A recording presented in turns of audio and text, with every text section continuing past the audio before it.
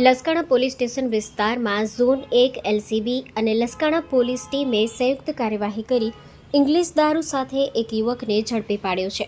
સૂચના અનુસાર અને પોલીસ કમિશનર સુરત શહેર તથા ખાસ પોલીસ કમિશનર સેક્ટર 1ની માર્ગદર્શિકામાં પ્રોહિબિશનના કેસો શોધી કાઢવા એલસીબીની બાતમીના આધારે કાર્યવાહી હાથ ધરી.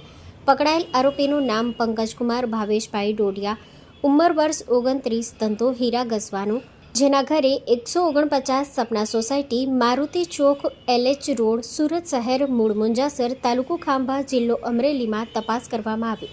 આરોપી વિરુદ્ધ લસકાણા પોલીસ સ્ટેશનમાં પ્રોહિબિશન એક્ટની કલમ હેઠળ ગુનો નોંધાયો છે. પકડવામાં આવેલા મુદ્દામાલમાં રોલા કંપનીનો 50 ફ્યુઝન મોડેલનો મોબાઈલ ફોન, જેની કિંમત ₹3,700, વિદેશી દારૂની વિવિધ બ્રાન્ડની 320 બોટલ, જેની કિંમત ₹89,594, એમ કુલ મુદ્દામાલની કિંમત ₹96,954 જપ્ત કરવામાં આવી છે.